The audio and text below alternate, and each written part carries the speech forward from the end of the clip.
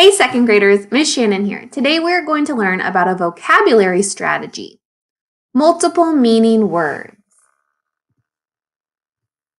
Multiple meaning words are words that are spelled the same but have more than one meaning or definition. You can use context clues to help you understand the correct meaning.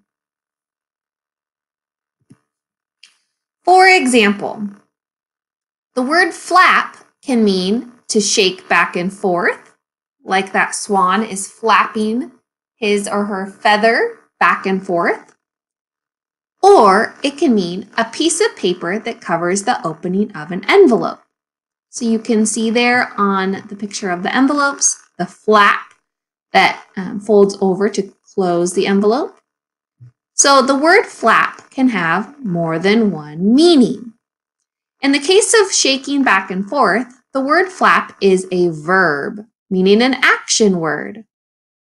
In the case of a flap meaning a piece of paper that covers the opening of an envelope, that is a noun, a person, place, or thing. It is a thing. So the word flap can mean different things and be a different part of speech, either a verb or a noun. Sometimes it can be tricky, but we can use some clues to help us figure out the meaning of the word. So here's a few tips onto how to figure out the meaning of a multiple meaning word. First, read the whole sentence and look for context clues. Those are clues in the sentence or nearby sentences, and I will show you a few examples of that. The second way to figure out a multiple meaning word is think about how the word is used. Is the word used as a verb or a noun? Just like how we talked about the differences between the two meanings of the word flap. And the third way to figure out the meaning of a multiple meaning word is think about which meaning makes sense in the sentence. If you follow those 3 steps, you will hopefully be able to figure out the meaning of our multiple meaning words.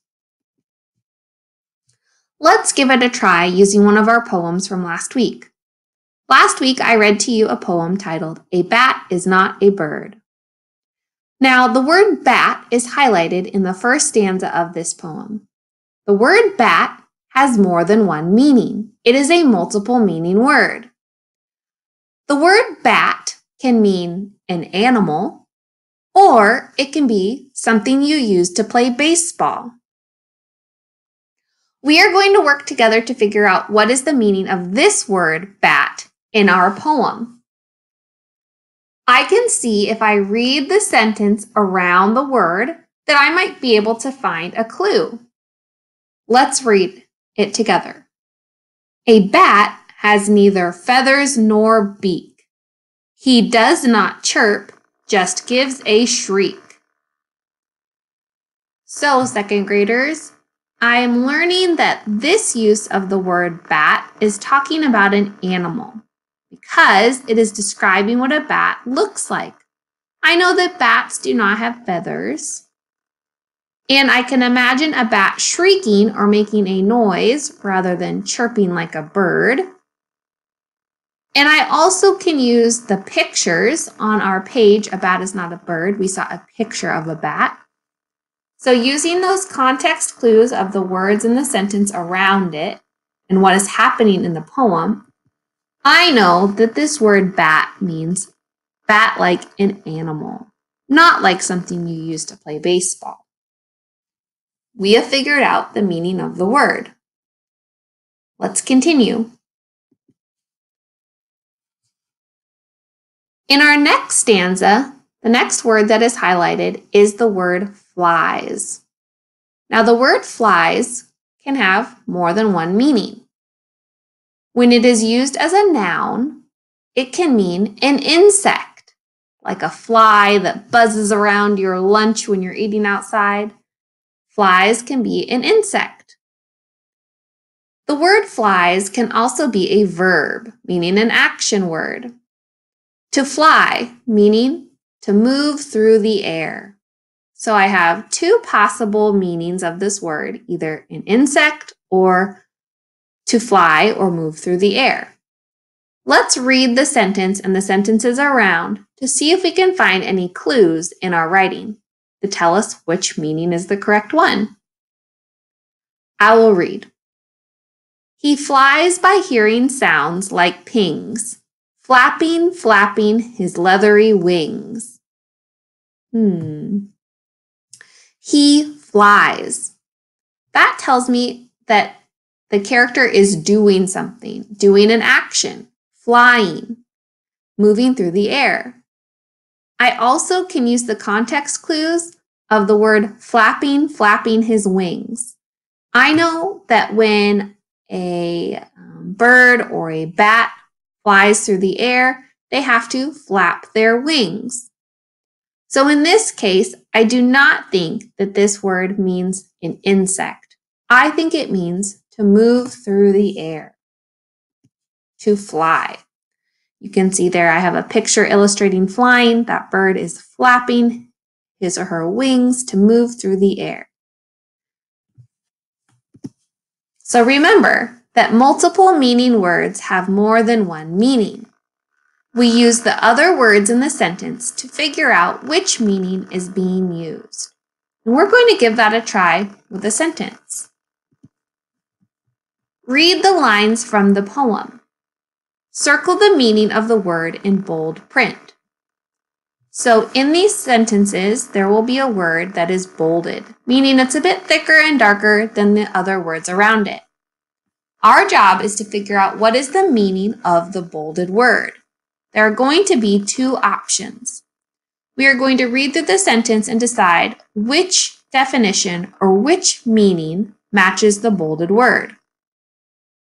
We will do the first one together, and then you will complete 4 more on the Schoology assignment. Let's do this one together. The sentence reads, "You'll never find a tortoise at sea. It lives on land. That's where it should be."